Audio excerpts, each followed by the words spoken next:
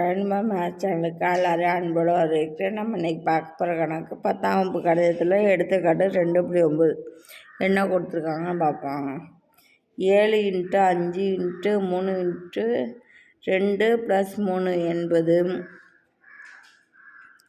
ஒரு பகு எண்ணா?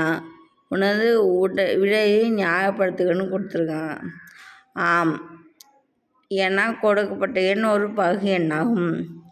ஏனெனில் போட்டு காணப்படுகிறோம்.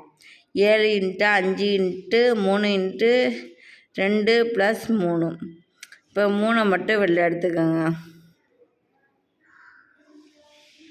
அப்போ 3 × 7 × 5 × 2 + 1. அதை பிரித்து எழுதுனா இப்படி வரும். 7 5 35, 35 × 2 70, 70ஓட 1 கூட்டினா 71. அப்போ 3 71 அப்படின்னு எடுத்து எழுதிக்கலாம். கொடுக்கப்பட்ட எண்ணானது இரு பகா எண்களின்